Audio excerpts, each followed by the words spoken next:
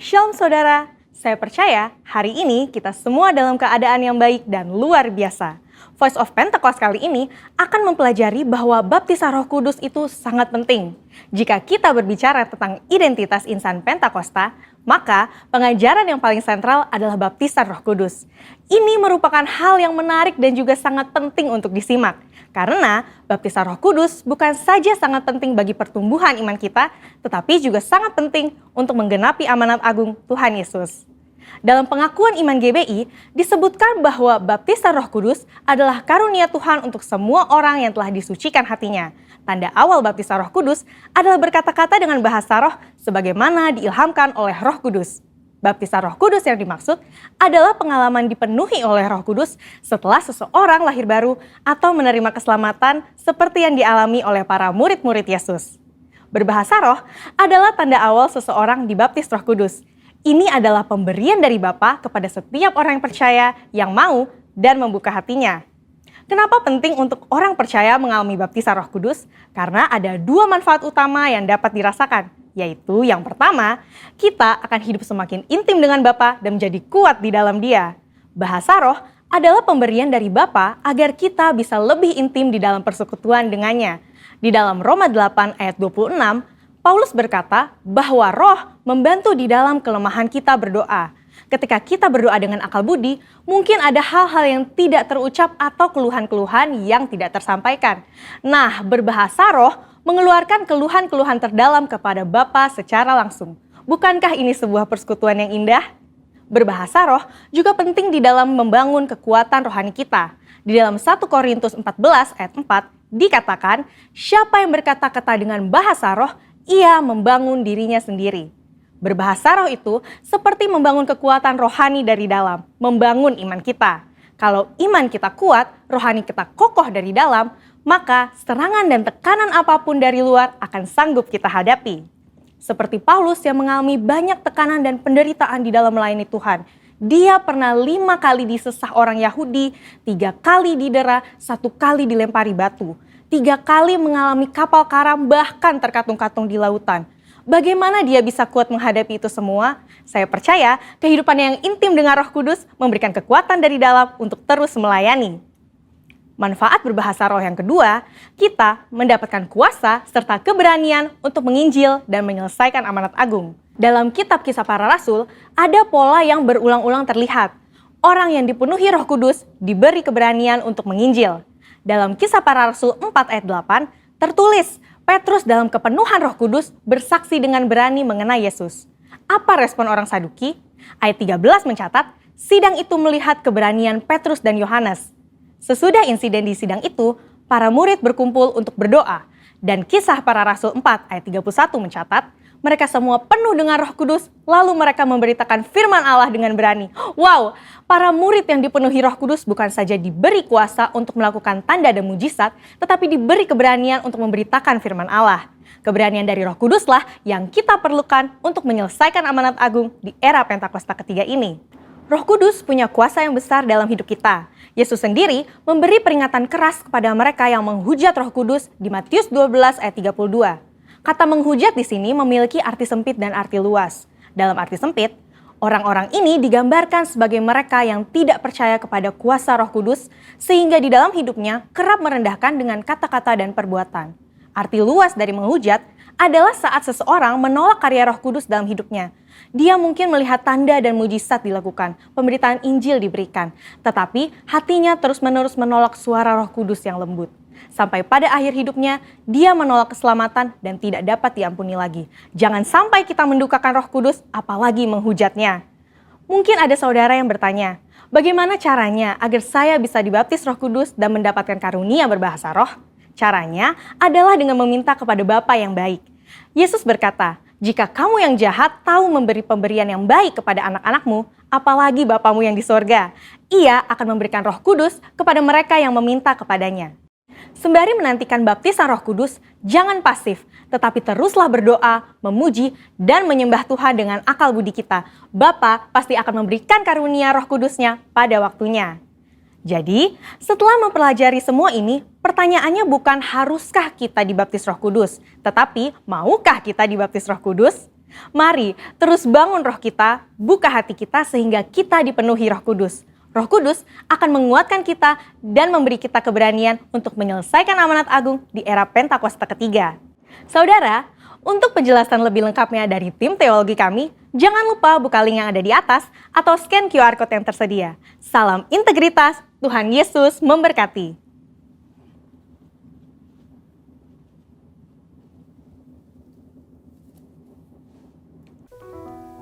Shalom Bapak Ibu yang terkasih dalam nama Tuhan Yesus Kristus. Semuanya pasti keadaan baik, amin. Saya percaya semuanya kita dalam perlindungan Tuhan, dalam berkat Tuhan. Haleluya. Saya rindu saat-saat kita memuji dan menyembah Tuhan, kita mari satukan roh kita sehingga kita memuji Tuhan, menyembah Tuhan dalam roh dan kebenaran. Mari kita bersatu dalam doa sebelum kita mulai ibadah kita. Bapa di dalam surga, kami mengucap syukur Tuhan buat pagi hari yang indah ini Tuhan. Kami boleh rasakan kehadirat-Mu Tuhan. Kami persembahkan semuanya kepadamu Tuhan. Engkau yang kami tinggikan, Engkau yang kami agungkan. Datanglah kerajaan-Mu di tempat ini seperti di surga Tuhan. Kau memulihkan setiap kami. Engkau Tuhan Yesus yang memberikan kami kekuatan ketika kami memuji dan menyembah Engkau Tuhan. Dalam nama Tuhan Yesus Kristus, hanya ada dalam hadirat-Mu Tuhan kami tenang. Haleluya Tuhan Yesus. Kami bawa pujian kami dan penyembahan kami Tuhan. Kami angkat suara kami Tuhan. Kami tinggikan Engkau Tuhan. Kami agungkan Engkau Tuhan.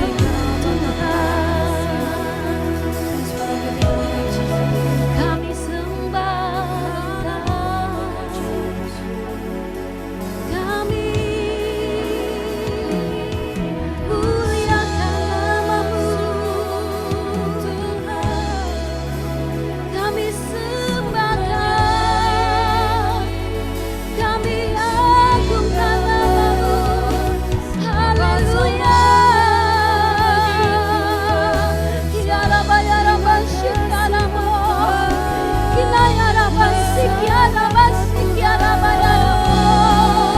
Jesus, haleluya. Bawa kami mendekat padamu. Bawa kami lebih lagi menyembah-Mu Tuhan. Kami bersyukur untuk kasih setia-Mu bagi kami. Kami bersyukur Tuhan buat penyertaan-Mu sempurna. Mari terus menyembah Tuhan. Kami rasakan hadirat-Mu ya Tuhan. Hadirat-Mu pulihkan kami. Hadirat-Mu Tuhan sembuhkan kami. Haleluya. Sungguh indah dalam hadirat-Mu Tuhan. Kemanakah aku dapat pergi untuk menjauhi Roh-Mu yang suci, Kau sahabat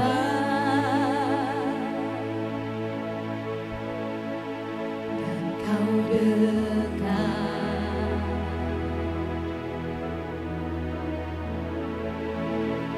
Bahkan seluruh pengabdianku tak bisa membalas kesetiaan-Mu, sungguh besar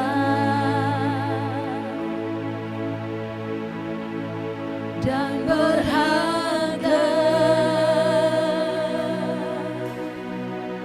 Sungguh besar pengorbanan-Mu bagiku, terlalu dalam untuk dimengerti.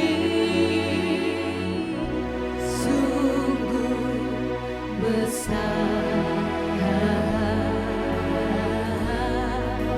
sungguh indah yang Kau pikirkan tentangku.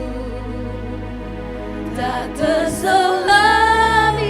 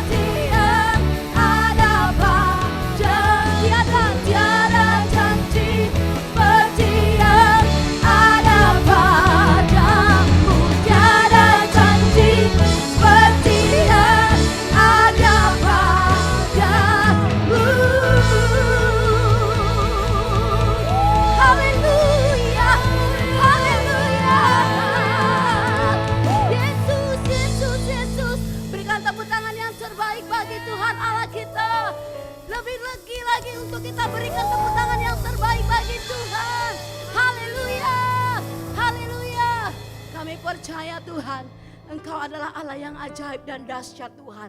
Di dalam nama Tuhan Yesus, roh kami bersuka cita oleh karena hadirat-Mu begitu luar biasa. Haleluya, amin. Baik Bapak Ibu, saya undang semuanya untuk bangkit berdiri. Kita mau bersorak-sorai memuji Tuhan. Haleluya.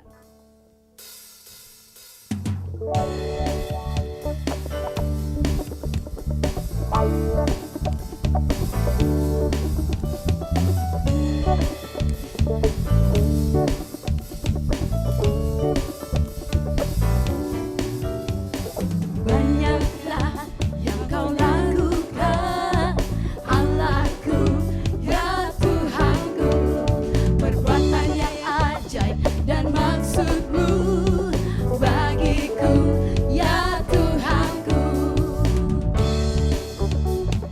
Banyaklah yang Kau lakukan, Allahku, ya Tuhanku, perbuatan yang ajaib dan maksud-Mu bagiku, ya Tuhanku. Tiada Allah yang seperti-Mu, tiada yang setara dengan-Mu. Sungguh tak dapat kuhitung berkat kasih-Mu, ajaib dan mulialah nama-Mu, Yesus. Tiada Allah yang seperti-Mu, tiada yang setara dengan-Mu. Sungguh tak dapat kuhitung berkat kasih-Mu, ajaib dan mulialah nama-Mu, Yesus. Banyaklah yang Kau lakukan, Allahku, ya Tuhanku, perbuatan yang ajaib dan maksud-Mu bagiku, ya. Sekali lagi katakan, banyaklah yang Kau lakukan, Allahku, ya Tuhanku, perbuatan yang ajaib dan maksud-Mu bagiku, ya Tuhanku.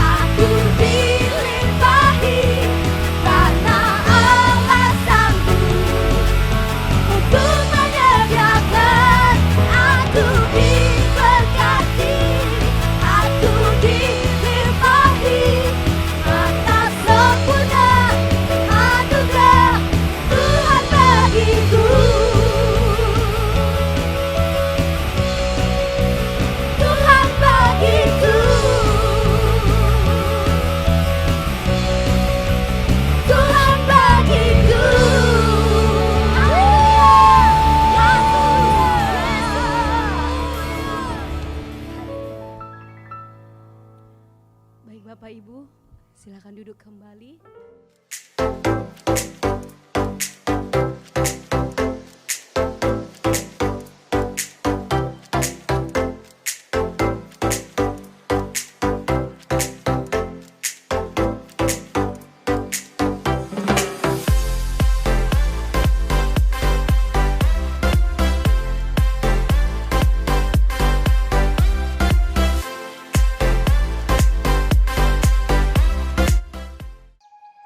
Pada hari Selasa ada doa terobosan pukul 19.00 waktu Indonesia Barat.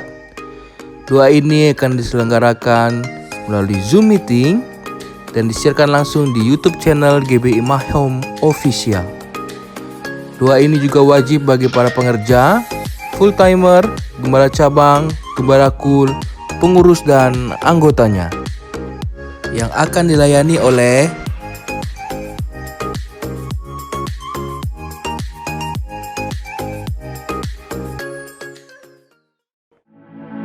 Mari kita bergabung di dalam KUL, Community of Love, komunitas gereja di mana kita dapat bertumbuh bersama dalam kerohanian kita, saling mendoakan dan saling menguatkan satu dengan yang lainnya. Temukan KUL Anda di daerah terdekat atau dapat menghubungi Bapak Agustinus Sihombing.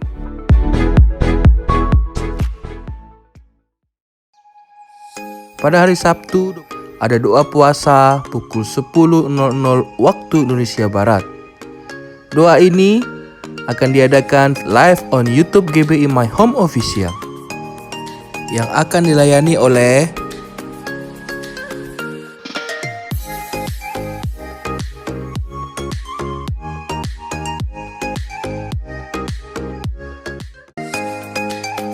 Untuk minggu depan, ibadah hari Minggu akan diadakan secara online sebanyak 3 kali.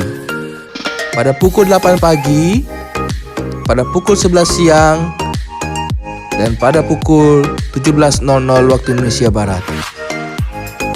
Semua ibadah akan diadakan secara langsung di YouTube channel GBI My Home Official.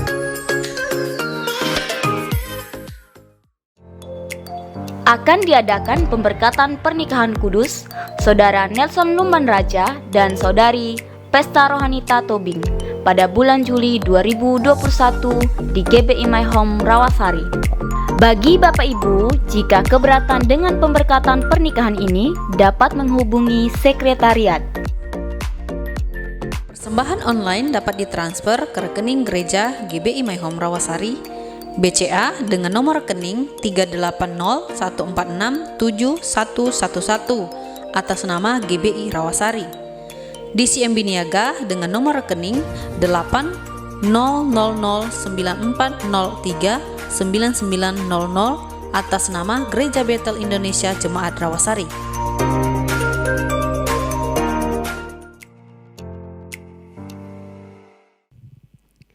Terima kasih Bapak yang baik, bersegala kebakan Tuhan bagi setiap kami. Sore hari ini Tuhan, kami membawa doa kami ke tangan pengasihan Tuhan. Terima kasih buat ibadah kami merasakan kuasa hadirat Tuhan. Bapa, dari tempat ini kami berdoa buat bangsa kami, Shalom Indonesia, diberkatlah bangsa kami Tuhan, dimulai dari Sabang sampai Merauke, terjadi lawatan Tuhan, terjadi pemulihan Tuhan bagi bangsa kami. Kami percaya Tuhan Indonesia menjadi saluran berkat bagi seluruh bangsa-bangsa. Kami tahu Tuhan hari-hari ini yang terjadi atas bangsa Indonesia, tapi kami percaya Tuhan di saat Tuhan mengizinkan sesuatu hal terjadi bagi bangsa kami, semuanya mendatangkan kebaikan. Engkau memberkati Tuhan, terkhususnya pemimpin bagi bangsa kami, Pak Jokowi Tuhan beserta wakilnya. Biarlah Tuhan Engkau mampukan mereka Tuhan untuk bisa memimpin bangsa kami Bapa, supaya kemuliaan Tuhan terjadi bagi Indonesia Tuhan. Terima kasih Bapak yang baik, bahkan seluruh aparat keamanan Tuhan, pakai setiap pribadi lepas pribadi untuk membawa bangsa Indonesia Tuhan semakin maju Bapak, semakin adil Tuhan. Terima kasih Bapak yang baik, memberkati generasi-generasi kami Tuhan yang mengalami pandemi saat ini Tuhan. Apapun yang mereka alami hari-hari ini, baik dalam kena sakit COVID Tuhan atau krisis ekonomi Bapak, biarlah terjadi pemulihan demi pemulihan bagi setiap pribadi mereka Tuhan. Terima kasih Bapak yang baik, kami sungguh bersyukur Tuhan bersegala kebaikan Tuhan. Kami terus menopang Tuhan.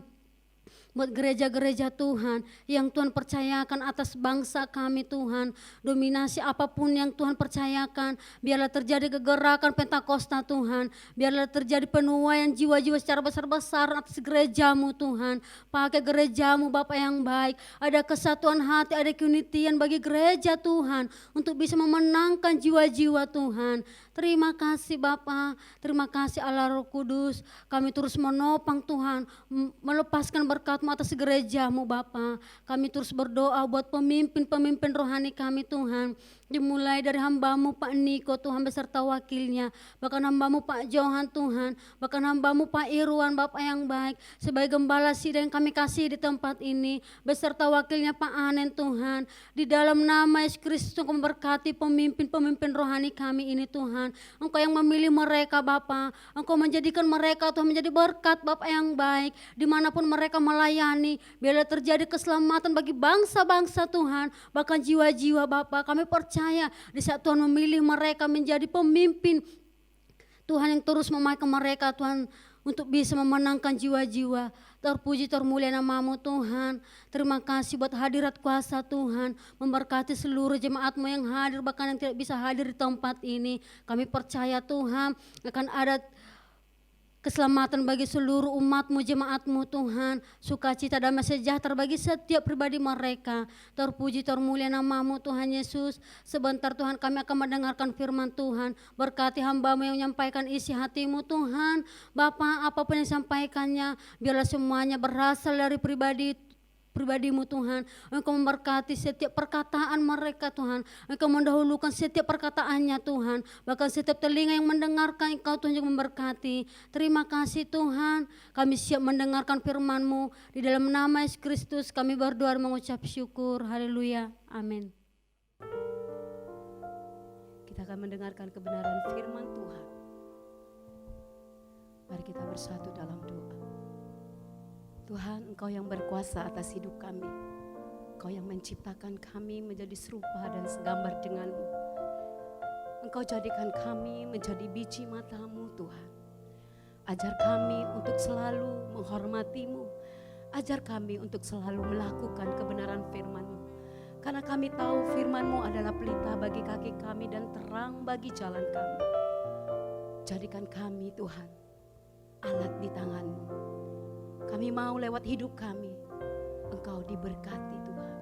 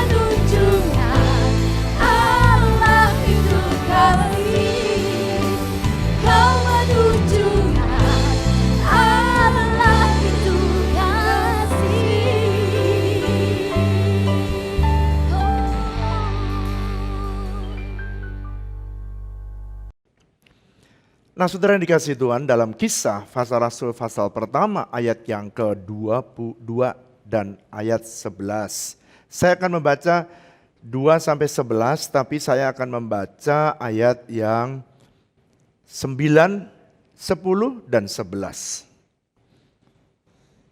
Sesudah Yesus mengatakan demikian, terangkatlah ia disaksikan oleh mereka, oleh murid-muridnya. Dan awan menutupinya dari pandangan mereka ketika mereka sedang menatap ke langit. Waktu ia naik, tiba-tiba berdirilah 2 orang berpakaian putih dekat mereka dan berkata kepada mereka, "Hai orang-orang Galilea, mengapa kamu berdiri melihat ke langit? Yesus ini yang terangkat ke sorga meninggalkan kamu, akan datang kembali dengan cara yang sama seperti yang kamu lihat dia ketika naik ke sorga." Jadi saudara memperhatikan ketika Yesus sebelum naik ke sorga, dia bertemu dengan murid-muridnya.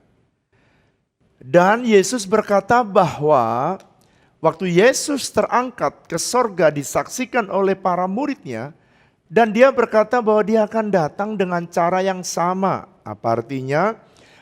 Artinya waktu Yesus datang kembali, maka yang akan menyaksikan Yesus datang kembali adalah murid-muridnya. Kalau saudara dipanggil Tuhan sebelum Yesus datang, maka persyaratannya akan lebih mudah, yaitu cukup percaya kepada Yesus sampai garis akhir. Tapi kalau saudara yang ingin menyaksikan Yesus, ingin lihat rapture, maka saudara harus memiliki kualitas murid.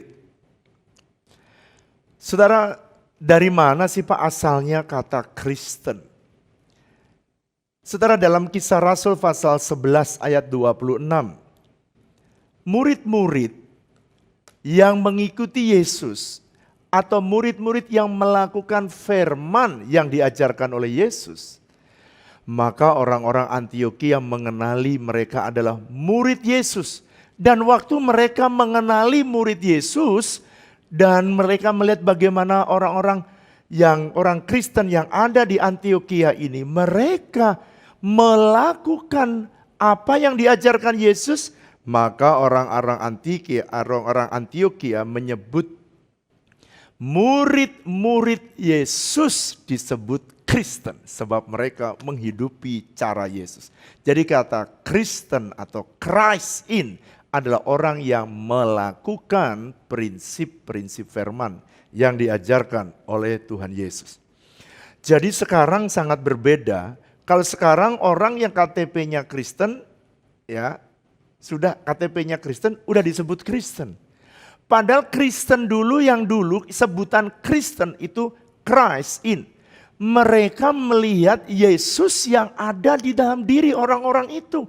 Cara bicaranya, cara hidupnya, bagaimana dia memanifestasikan hidup sehari-hari, mereka memancarkan dan membuktikan bahwa mereka adalah Yesus. Dan itulah doa saya, supaya setiap jemaat yang mendengar kebenaran ini, semua saudara bukan cuma KTP-nya yang Kristen, bukan saudara hanya datang ke gereja, tapi hidup saudara mencerminkan Yesus. Itu sebabnya bukan hanya saya yang rindu, Tuhan pun rindu. Semua orang Kristen memiliki kualitas murid, yakni orang-orang yang menghidupi firman. Firman baru berkuasa dalam hidup kita ketika kita melakukannya. Saudara yang dikasihi Tuhan, saudara tahu kalau firman tidak kita lakukan, firman itu hanya sebatas pengetahuan, maka tidak punya power, tidak punya kuasa untuk melindungi kita, menjaga kita. Dan bahkan saudara tidak bisa mengalami janji Tuhan. Saudara, saya masih ingat setiap kali saya bicara ini, saya selalu ingat pada waktu saya umur 45 tahun, saya olahraga badminton dan saya kena backbone bagian belakang ya. Lalu kemudian saya harus olahraga berenang. Dan waktu itu saya tidak bisa berenang, maka saya harus les berenang. Waktu saya diajari berenang, maka nomor 1 secara teori diajarkan. Pak, rentangkan tangan ke depan, saya rentangkan. Rentangkan kaki ke belakang, rentangkan. Lalu Pak, kakinya digoyang supaya bisa maju ke depan. Teorinya sih, saya begitu lihat gimana cara dia rentangkan ke depan, bagian gurunya ya. Rentangkan belakang. Maka saya lihat kemudian kakinya kecepak-kecepik, langsung jalan. Wah, saya bilang, saya bisa. Begitu saya masuk ke dalam kolam renang, saudara, saya udah rentangkan tangan ke depan, rentangkan kaki ke belakang, tapi ternyata tidak ke depan, tetapi tenggelam alias berenang gaya batu. Pertanyaannya apa yang membedakan?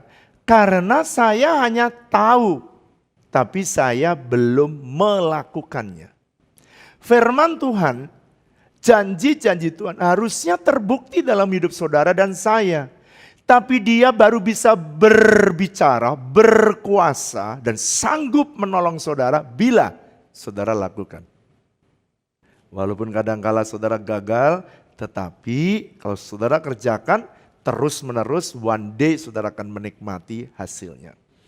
Itu sebabnya tekanan menjadi murid haruslah melakukan. Saudara, dalam Matius pasal 28 ayat yang ke-18, saya akan membaca Matius pasal yang ke-28 ayat yang ke-18 dan ayat sampai ayat 20. Yesus mendekati mereka dan berkata, "Kepadaku telah diberikan segala kuasa di sorga dan di bumi. Karena itu pergilah, jadikanlah semua bangsa muridku, bukan jemaatku. Dan baptislah mereka dalam nama Bapa, Anak, dan Roh Kudus." Perhatikan ayat 20. "Dan ajarlah mereka," bukan membaca, "ajarlah mereka melakukan segala sesuatu yang telah kuperintahkan kepadamu. Dan ketahuilah aku menyertai kamu senantiasa sampai kepada akhir zaman." Nah saudara, ada dua bagian seperti yang saya sampaikan kemarin. Yang pertama, dalam Matius pasal 28 dikatakan bahwa jadikanlah semua bangsa muridku, kualitas murid. Itu sebabnya ada seorang hamba Tuhan namanya Charles Spurgeon, dia berkata, "To follow Christ is the picture of Christian discipleship in every form." Jadi untuk mengiring Yesus itu sebenarnya adalah gambaran daripada kekristenan yang punya kualitas murid dalam setiap aspek kehidupan. Jadi Charles Spurgeon dia meyakini kalau seseorang menjadi murid maka dia akan menjadi pelaku firman atau mirip pengikut Kristus di setiap spheres atau bagian kehidupan kita.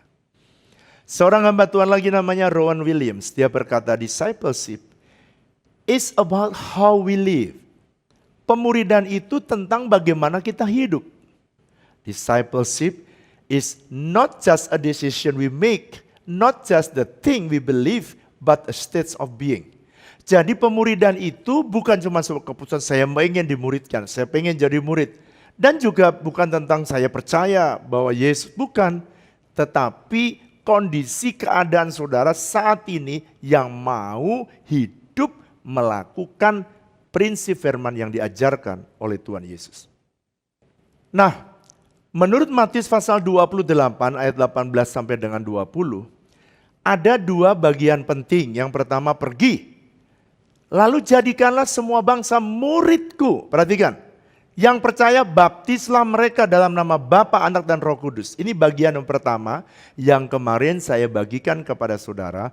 Pergi, lalu kemudian beritakan Injil, yang percaya dibaptis. Itu bagian yang pertama, namanya melakukan, itu ada dua bagian ya dalam amanat agung. Yang pertama adalah beritakan Injil.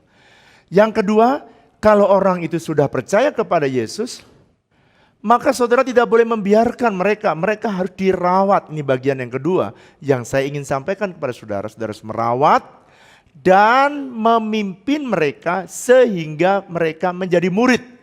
Caranya bagaimana Pak? Ajarlah mereka melakukan segala sesuatu yang diajarkan kepadamu. Dan ini yang jadi, setelah saudara diajar melakukan, itu yang saya kerjakan di dalam pelayanan ini. Itu yang saudara kerjakan di rumah, memuridkan anakmu, memuridkan orang-orang yang saudara layani. Ajarlah mereka melakukan, bukan sebagian, tapi melakukan segala sesuatu yang diajarkan kepadamu. Jadi kita tidak boleh hanya melakukan sebagian atau separuh, tapi segala sesuatu yang diajarkan kepadaku. Dan orang yang sudah diajar untuk melakukan, mereka adalah murid. Perhatikan ya. Jadi ada dua bagian kalau saudara perhatikan. Bagian pertama adalah memberitakan Injil sampai orang percaya kepada Kristus. Bagian kedua merawat, mengajar untuk melakukan firman sampai mereka menjadi murid Kristus. Sekarang pertanyaan berikutnya, Pak, bagaimana supaya saya bisa lulus menjadi murid Kristus?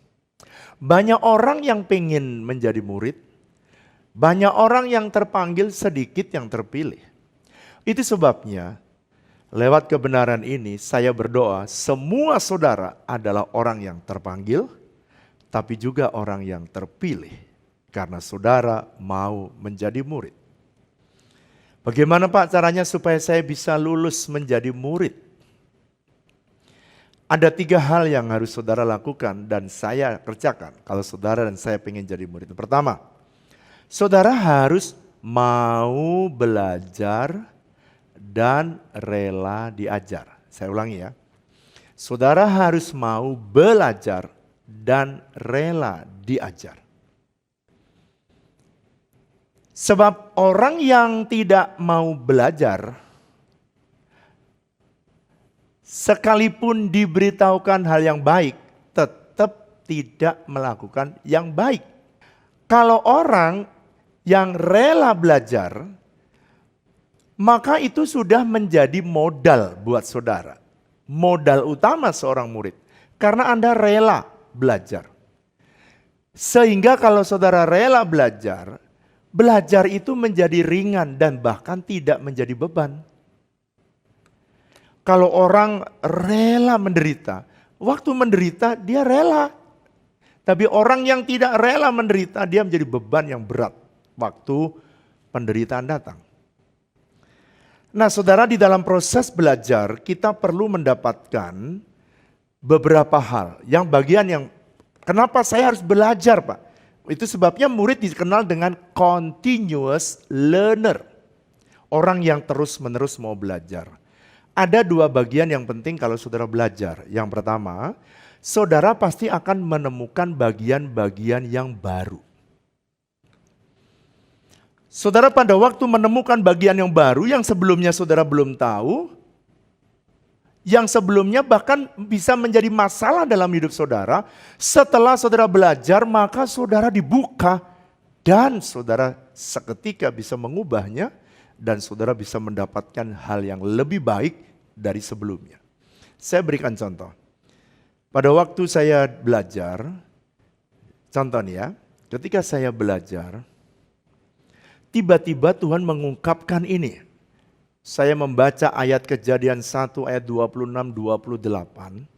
Berulang kali saya diajar, berulang kali saya membaca, saya tidak pernah mengerti. Tapi ketika ada seorang hamba Tuhan mulai menjelaskan itu dan saya mengerti ada yang baru. Apa yang baru? Saya mempelajari orang-orang hamba-hamba Tuhan yang gerejanya kemudian dipercayakan aset-aset yang besar. Saya mulai menyelidiki apa sih rahasia hidup dia, kenapa kok dia bisa mendapatkannya dan kenapa sorga membackup semua pelayanan yang hamba-hamba Tuhan ini kerjakan. Ternyata dia punya pemahaman yang jelas bahwa di dalam Mazmur pasal 115 ayat yang ke-16, dia bilang gini, "The heavens belongs to the Lord." Sorga itu miliknya Tuhan dan tempat domainnya Tuhan berkuasa. And the earth has been given to the children of men. Kenapa saya baca bahasa Inggris, sebab bahasa Indonesia terjemahannya itu langit, tidak jelas. Yang benar itu sorga. Dan bumi telah diberikan kepada anak manusia.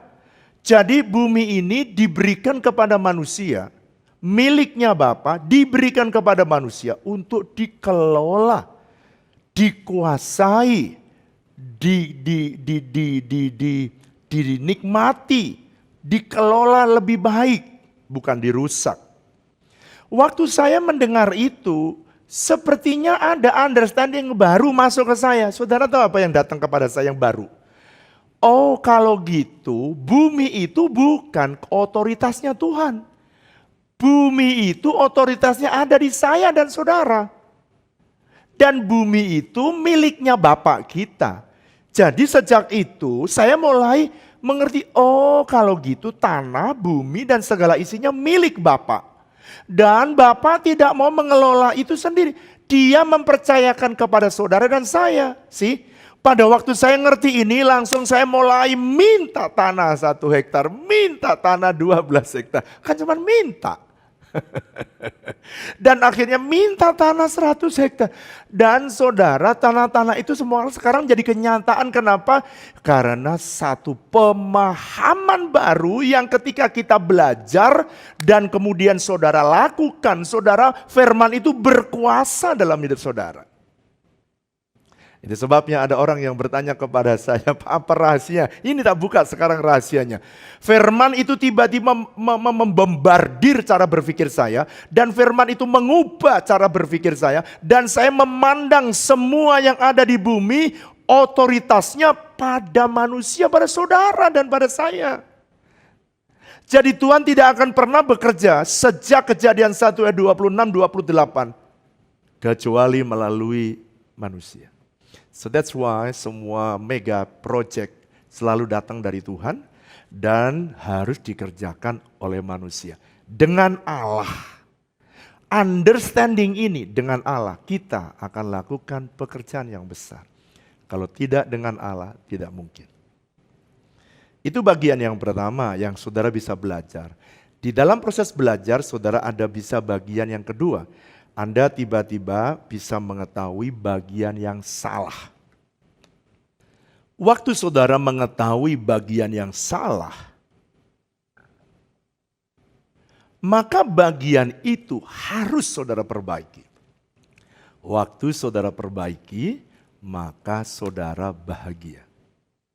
Mau kasih contoh ya? Pada waktu satu hari saya mendengar firman Tuhan. Belajar, namanya belajar. Waktu saya mendengar dan dibuka oleh Tuhan tentang firman tentang tanah, saya banyak belajar tentang tanah.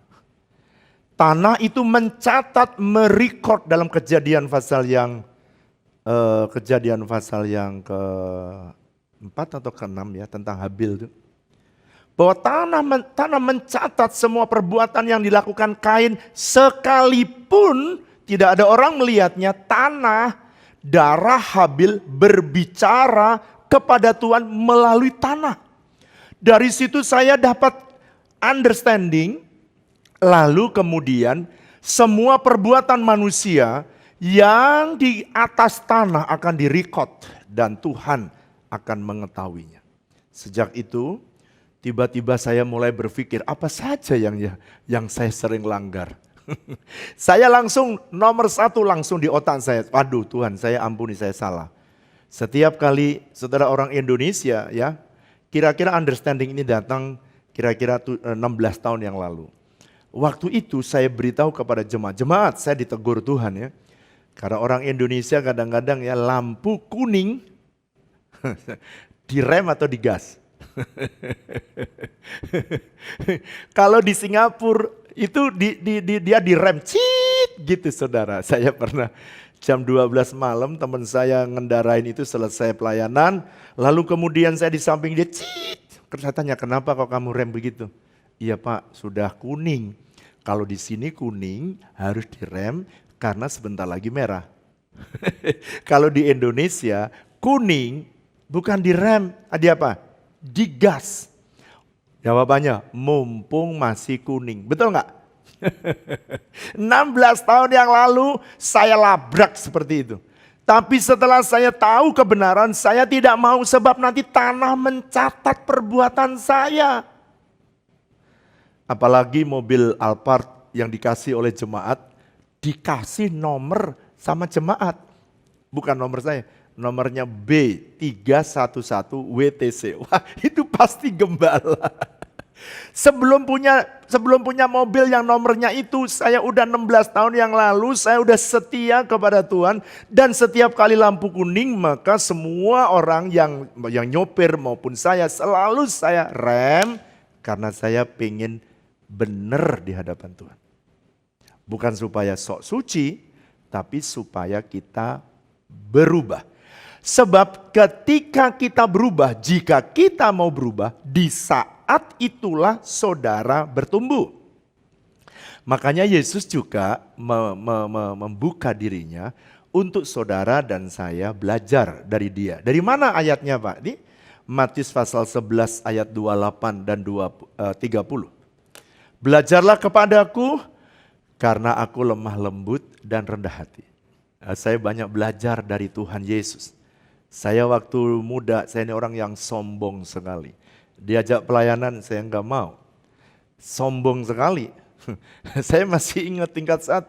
Saya bilang, wah melayani Tuhan tidak terkenal. Lebih terkenal saya di senat. Ribuan orang mengenal saya di perguruan tinggi dan orang mengelulukan saya. Wah sombong sekali. Gembalamu ini dulu sombongnya minta ampun. Tapi waktu saya mengenal kebenaran, saya belajar dari Yesus. Wow, saya pernah 2 minggu hampir gila karena dipelintir sama Tuhan, konslet 2 minggu aja udah gak bisa kuliah. Akhirnya saya menyerah dan saya serahkan semua jabatan di senat. Dan sejak itu saya tidak pernah mau lagi. Dan saya mulai mengiring Tuhan dan melayani Tuhan. Itu sebabnya belajar lemah lembut. Yang sombong-sombong belajar sama Tuhan Yesus supaya rendah hati. Kenapa saya cerita? Supaya kalau yang sombong sadar kayak saya. Kedua, sejak saya belajar rendah hati justru diinjek-injek orang, diomelin orang, ya, dimaki-maki orang, tahan. Kenapa? Yesus juga tahan kok, kuat. Kalau saudara mau belajar seperti Yesus rendah hati, saudara hidupmu bahagia. Yang kedua, yang pertama rela belajar dan mau belajar. Karena murid adalah the continuous learner. Yang kedua, apa ciri kalau seseorang mau menjadi murid? Yang kedua adalah mau mengerjakan pekerjaan rumah. Coba saudara, yang kedua ya, mau mengerjakan pekerjaan rumah. Ada seorang hamba Tuhan namanya Eugene Peterson. Dia berkata, discipleship is a long obedience in the same direction. Apa sih Pak maksudnya Eugene Peterson? Dia berkata begini, pemuridan itu atau menjadikan murid itu adalah long obedience, ketaatan yang panjang di area yang sama. Ketaatan yang panjang berjalan bersama dengan Tuhan. Oleh karena itu kalau saudara mau menjadi murid, belajarlah taat dalam segala dimensi.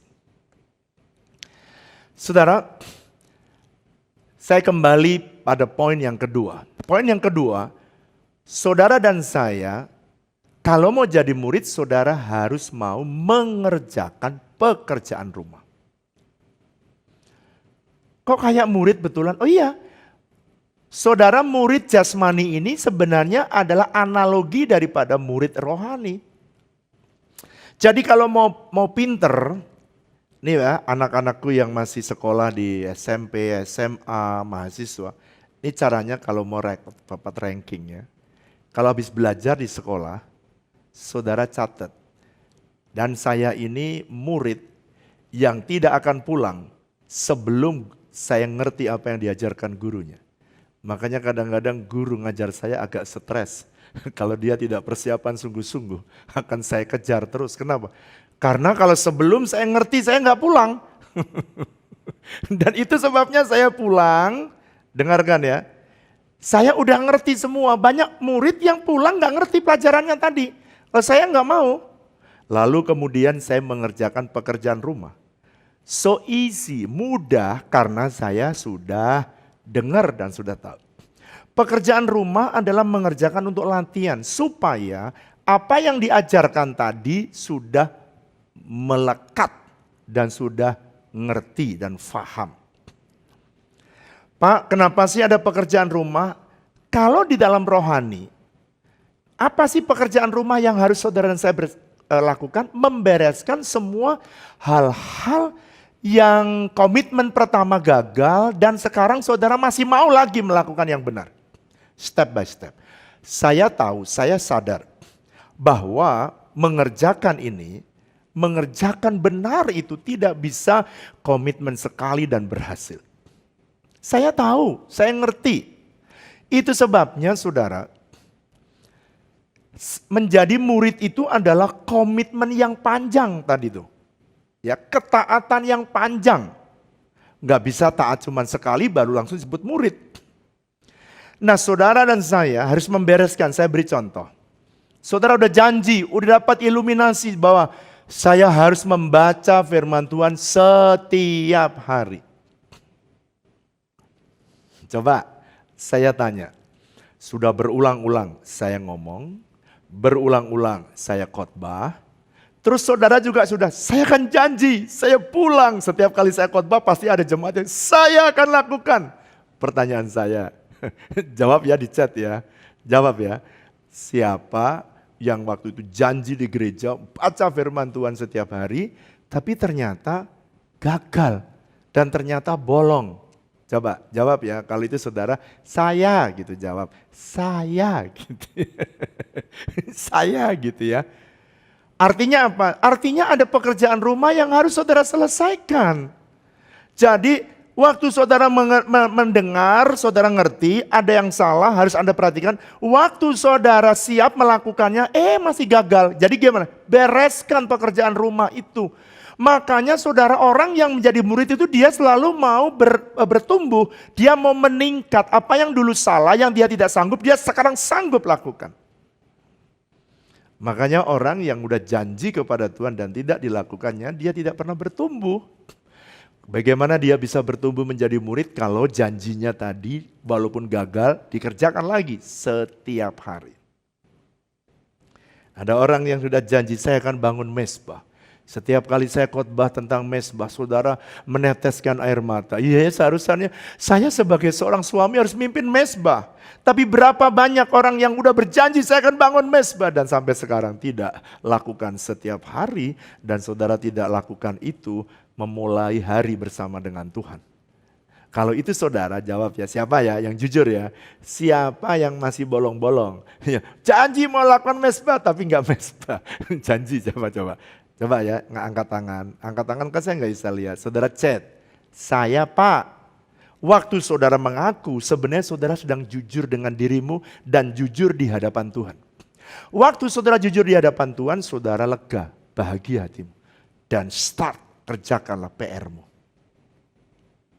Yang ketiga, Pak, bagaimana supaya saya bisa menjadi murid? Murid itu bisa bertumbuh dari SD, SMP, SMA, bahkan university. Kalau dia lulus ujian. Persis kayak murid, lulus ujian.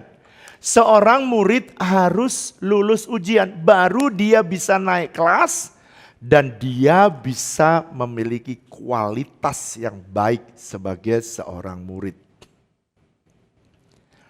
Kenapa? Ada lulusan-lulusan yang baik dan dia mendapatkan pekerjaan yang baik, tapi kenapa ada lulusan yang tidak bisa menduduki tempat yang baik? Karena dia memang yang satu dia tidak mau lulus, yang ini terus mau lulus, belajar terus. Ya pantas kalau dia dihargai di dunia. Di dalam dunia saja begitu, apalagi ini orang yang mau belajar terus meningkat dan gagal tapi mencoba lagi nggak lulus. Grade yang saya mau beritahu kepada saudara. Kenapa Tuhan mau saudara lulus? Ini cantumkan di hatimu. Sebenarnya Tuhan pengen supaya firman itu jadi daging dalam hidup saudara. Jadi kalau gagal, gak apa-apa, ulangi lagi. Pokoknya grade-nya hingga lulus, nomor 3, poinnya. Kalau saudara mau naik level rohanimu, kau lulus. Orang yang lulus dalam setiap stage kehidupan rohaninya, maka dia otomatis, ketik. Otomatis, setiap kali Anda lulus, ketik, chat. Otomatis, saudara naik level rohani saudara. Waktu saudara naik level rohani saudara, saudara itu bisa mendapat lebih banyak, saudara bisa melihat lebih banyak, saudara bisa diberi oleh Tuhan lebih banyak.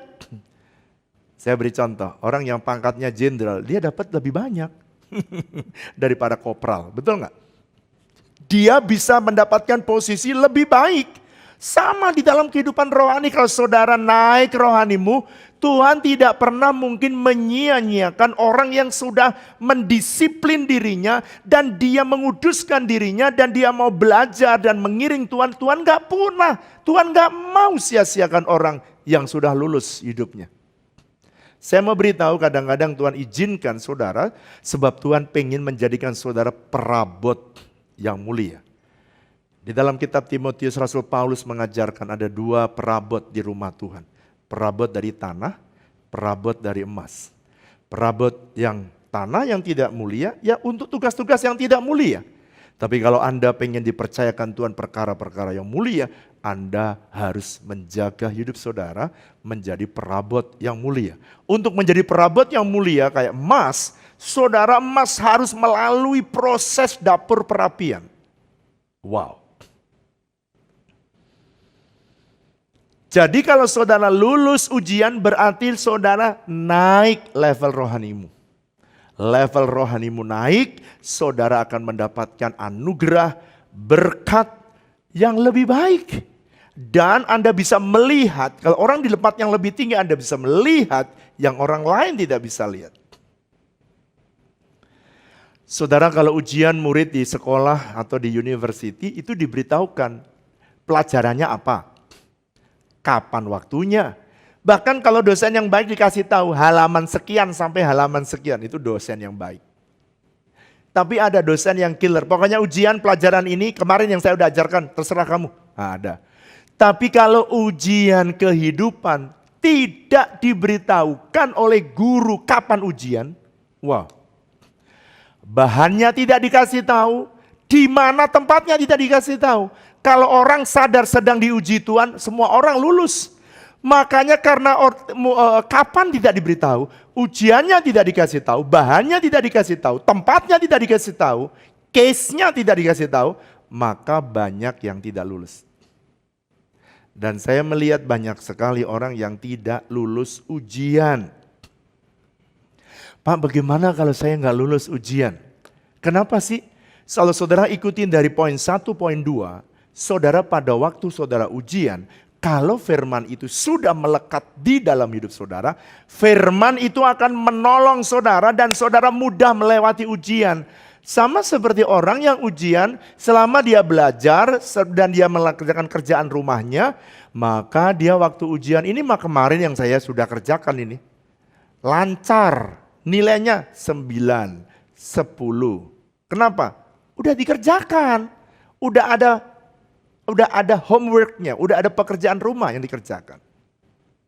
Tapi ada orang yang tidak mengerjakan pekerjaan rumahnya dan tidak menyelesaikan apa yang kurang, apa yang salah, tidak diperbaiki. So pada waktu ujian, always fail. Kegagalanmu di dalam melewati ujian bukan karena Tuhan tidak mau menolong saudara. Waktu ujian tidak ada guru yang bisa menolong dan mau menolong. No. Justru ujian adalah masa di mana Anda sendiri berjalan dengan Tuhan, lewati semua persoalan yang sedang datang dalam hidup saudara. Pendeta tidak boleh datang. Yang lain gak boleh datang. Guru tidak boleh datang. Saudara bersama Tuhan. Ini makanya ini membentuk yang namanya iman personal atau personal faith.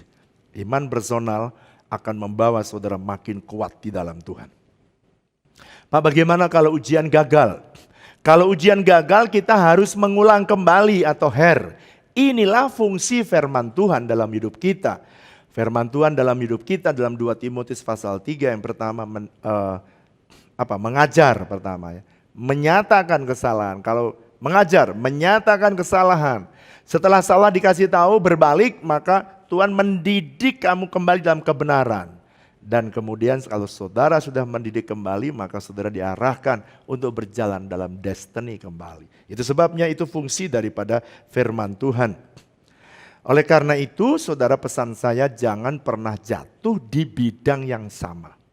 Sebab itu tandanya saudara tidak bertumbuh.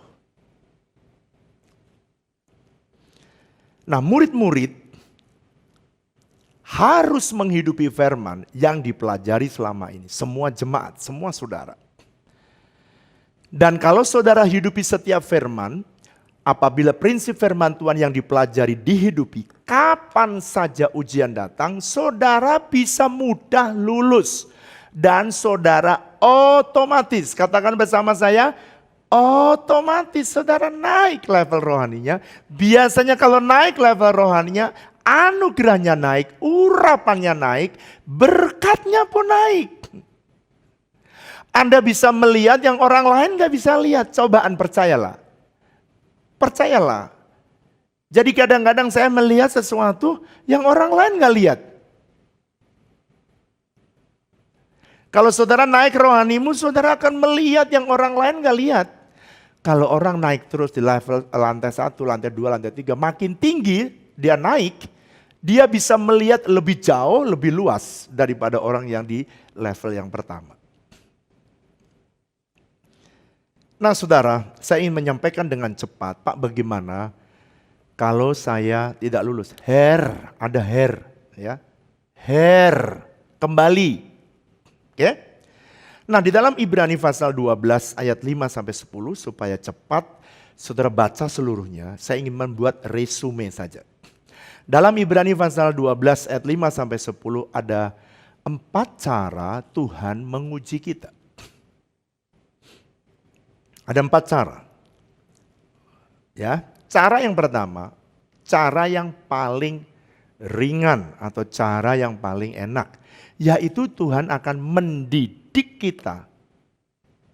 Tuhan mendidik itu mengajarkan, dia harapkan saudara melakukan. Itu bagian mendidik. Anda baca ya, ada 4 yang dipakai Tuhan untuk menguji saudara dan saya. Pertama, dia akan mendidik saudara. Itu sebabnya Tuhan berkata, jangan anggap enteng didikan Tuhan. Jadi artinya kalau saudara diajar, saudara dididik, kerjakan sungguh-sungguh. Dan saudara belajar memperbaiki, lalu berubah. Setelah saudara berubah, wow, orang happy. Percayalah. Saudara kalau diajarkan firman Tuhan, saya menyampaikan kebenaran dan saudara berubah, saudara yang happy bukan saya, saudara yang happy. Contoh, kalau saya ada barbel kanan kiri, saudara lihat saya angkat barbel. Ya, saya angkat barbel, tiap hari barbel. Saya tanya, siapa yang bicepnya besar, tangannya besar siapa, ototnya besar siapa? Saudara yang lihat atau saya yang angkat barbel? Saudara baca sendiri, toh? Jawab sendiri. Saudara ngerti. Setelah bagian yang pertama, sekarang bagian kedua. Kalau dididik sudah benar, maka Tuhan tidak perlu naik di level yang kedua. Yang kedua namanya peringatan. Wah, warning. Kalau kita tetap tidak berubah, Tuhan akan memberi warning, memberi peringatan. Makanya Tuhan berkata gini, maka jangan putus asa apabila diperingatkan Tuhan. Saudara kalau warning itu ya udah gak enak, suasananya udah gak enak, beda sama level 1. Level 2 ini udah gak enak, warning itu ya macam-macam saudara, macam-macam. Warning dari Tuhan, tiba-tiba damai sejahtera diangkat. Wah warning tuh, gak rasakan lagi hadirat Tuhan. Waduh saudara, kalau kita sudah sulit mengetahui apa yang Tuhan kehendaki, ada sesuatu. Saudara membaca dalam 1 Samuel pasal 1, 2, dan 3. Di sana dikatakan Imam Eli, seorang imam itu harus menjadi jembatan antara Tuhan dan umatnya. Tetapi pada waktu Imam Eli karena dosa di dalam bangsa itu, Hofni dan Pinehas, dibiarkan dan Eli berbuat dosa loba dengan persembahan. Dan itu sebabnya Alkitab menulis gini, firman Tuhan tidak ada lagi, jarang. Penglihatan tidak ada lagi, jarang. Kenapa? Karena itu sudah merupakan warning. Makanya saudara, saya selalu menyediakan diri kalau saya tidak lagi jelas apa yang di depan saya. Dan saya bilang ini, Tuhan, saya harus menuntun umat-Mu, berjalannya ada puluhan ribu di belakang saya, dan saya mesti clear apa yang harus saya sampaikan, dan saya mesti clear dengan jelas apa yang harus aku lakukan. Membawa rombongan ini menuju destiny yang Tuhan mau. Kalau saya tidak jelas, saya spend waktu untuk sabat. Dan di sabat itulah Tuhan biasanya mengoreksi, memberi warning, kamu salah ini, kamu salah ini, kamu salah ini, perbaiki itu. Kamu sudah saya suruh ini, kenapa kamu nggak lakukan? Itu sebabnya saya bersyukur dan berterima kasih karena saya punya anak-anak pemimpin-pemimpin di gereja ini yang taat. Setiap kali Tuhan tegur, kita taat. Setiap kali Tuhan peringatkan, kita taat. Dan saya berterima kasih untuk itu. Yang ketiga, kalau kita diperingatkan dan tidak sadar juga, maka di dalam Ibrani pasal yang ke-12, maka saudara, Tuhan terpaksa yang ketiga menghajar. Pak, apa bedanya menghajar dan mengajar? Oh, bedanya ada huruf H. Oh ya benar. Mengajar dengan mulut. Oke? Mendidik dengan mulut. Example dengan contoh. Tapi kalau menghajar itu sudah bukan dengan mulut. Dia menghajar itu sudah dengan pukulan. Saudara, kalau sudah dengan pukulan, saudara perhatikan, ini saudara efeknya bukan di Tuhan. Efeknya di saudara. Saudara rasa sakit, saudara rasa tidak enak. Saudara ada banyak yang terpaksa Tuhan gagalkan, ada yang terpaksa Tuhan stop. Ada yang terpaksa Tuhan membiarkan tidak dilanjutkan oleh karena dia sedang menghajar kita. Tapi ingat bagian yang ketiga, ia menghajar. Statement ini Anda mesti ingat, menghajar siapa? Orang yang dikasihani. Orang yang dikasihi. Jadi kalau saudara tidak dikasihi, nggak mungkin dihajar. Bapak pernah nggak dihajar? Pernah. Pernah nggak Bapak dihajar? Pernah. Saya kadang-kadang itu sudah diberitahu, kamu lakukan ini. Enggak saya lakukan. Kerjakan ini, enggak dilakukan. Ya udah. Saya kalau udah dihajar Tuhan, saya meneteskan air mata, air hidung, molor panjang, dan meraung-raung di hadapan Tuhan. Saya mengambil puasa, saya mengambil doa dan puasa untuk mendekatkan diri kepada Tuhan dan bikin janji yang baru.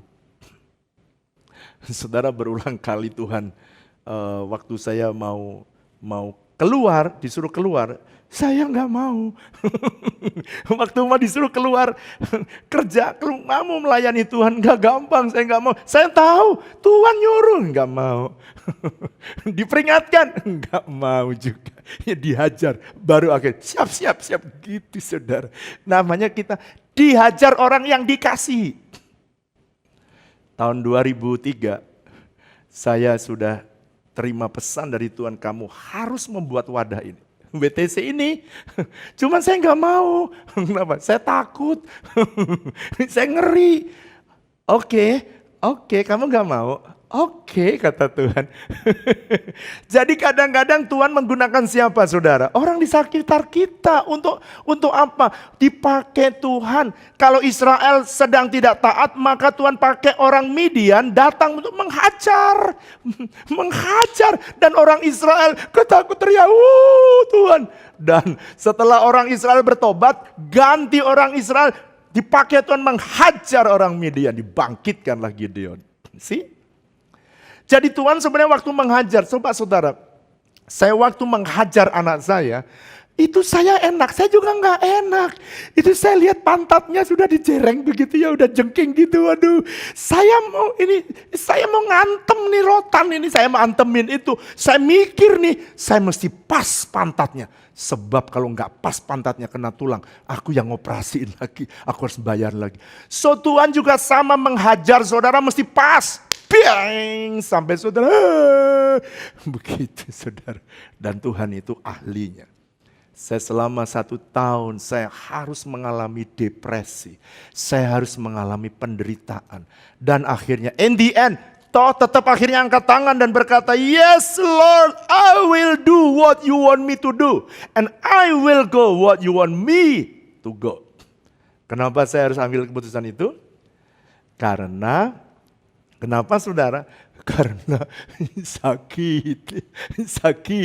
Orang kalau diajar sakit. Itu sebabnya sejak gereja ini berdiri. Perhatikan ya, apa yang disuruh Tuhan. Mungkin anak-anak saya, kalau saudara nggak terlalu tahu, tapi anak-anak saya, dia tahu dengan benar. Kalau saya disuruh Tuhan, saya akan kerjakan apapun resikonya. Karena biasanya harga ketaatan lebih murah daripada ketidaktaatan. Jadi Tuhan biarkan kita mengalami hal tidak enak, bahkan merasa Tuhan sedang memukul kita, tetapi sesungguhnya Tuhan mengasihi saudara. Ingat ya ayatnya baca, dia menghajar orang yang dikasihinya sebagai anak. Tujuan Tuhan hanya satu, Tuhan ingin supaya saudara dan saya melakukan perintah Tuhan. Melakukan prinsip firman Tuhan. Saudara, kalau saya review lagi, kenapa sih sudah mau dibawa Tuhan naik aja kok susah? Iya, kalau sekarang lihat ya saya mau Tuhan gitu. Dulu saya, waduh saudara rasanya mau disuruh untuk membangun wadah ini. Aduh saudara pergumulan begitu berat dan saya berpikir begitu keras. Dan saya sulit sekali dan pada akhirnya setelah melalui hajaran Tuhan barulah saya menyerah. Dan akhirnya saya melangkah. Ada orang yang diizinkan dipanggil Tuhan gak mau sampai bangkrut. Krut Anda. Seperti bapak rohani saya, dia kalau cerita lebih ngeri lagi. Saya itu waktu bangkrut, ludes. Terjemahan bahasa Inggrisnya coba apa saudara? Satu hari dia khotbah di Amerika diterjemahkan, des number 1. Bangkrut, bankrupt. Des number 2. Karena nggak ngerti, lu des itu hanya orang Indonesia yang tahu. Lu des itu artinya udah bangkrut, krut, tidak punya apa-apa plus ditambah hutang. Waduh, hajaran seperti itu akhirnya Pak Niko menyerah melayani Tuhan. Saudara, kadang-kadang kita dipanggil Tuhan juga tidak mudah. Terakhir, bagian yang keempat. Kalau saudara dan saya dihajar tidak bisa kembali, maka Tuhan akan menyesah. Wah, ini gak enak.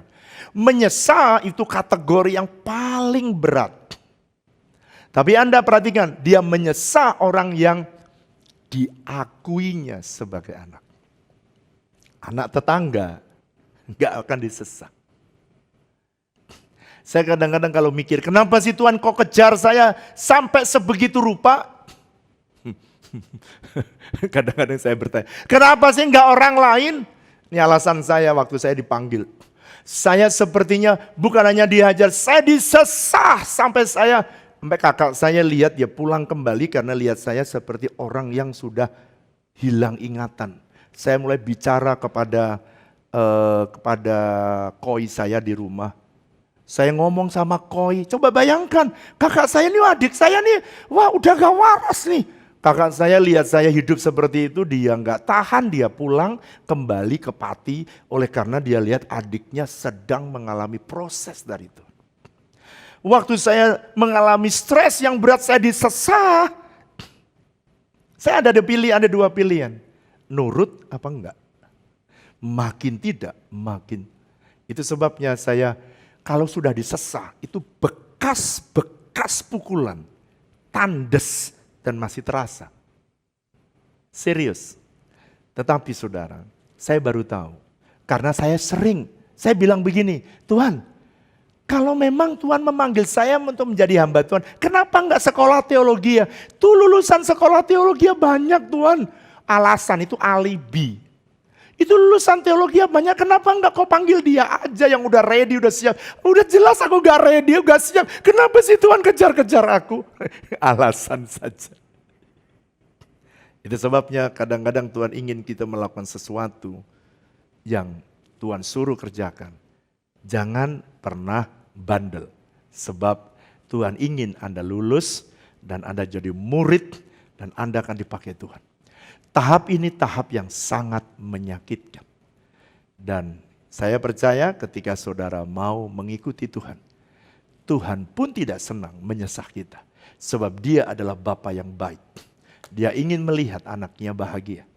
Di tengah kesulitan, di tengah kesukaran, di tengah pandemi yang sulit dan susah, jangan pernah menyerah. Karena disinilah Anda akan ketemu dengan Bapa yang baik. Saya sekarang bisa cerita kepada saudara bahwa Dia Bapa yang baik. Karena saya sudah melewati semua hajaran, semua sesahan. Semua alibi-alibi alasan yang saya kemukakan tidak bisa diterima oleh Tuhan. Padahal menurut saya make sense. Make sense. Kenapa banyak sekali kok Tuhan orang lulusan teologi make sense. Tapi ketika hajarannya, ketika disesah, barulah saya menyerah. Dan akhirnya lebih baik saya taat kepada Tuhan. Dan saya menyerah kepada Tuhan. Sebab hidup ini adalah hidup untuk kembali kepada rencananya. Saya hidup hari ini hanya untuk bisa melakukan apa yang diperintahkan Tuhan. Saya berdoa, saudara juga yang demikian. Tuhan ingin kita menjadi murid yang setia dan yang baik. Puji nama Tuhan, haleluya. Kita akan mengakhiri ibadah kita. Saya undang semuanya Bapak Ibu bangkit berdiri. Mari angkat kedua tanganmu. Kaulah segalanya di dalam hidupku. Kerajaanmu, kebenaranmu, itu bagianku. Kaulah yang ku selama hidupku, mengasihimu, memuliakanmu, Bapa dan Rajaku. Kaulah segala di dalam hidupku, dalam hidup kerajaanmu, kebenaranmu, itu bagianku. Kaulah yang ku pandang, selama hidupku, mengasihimu,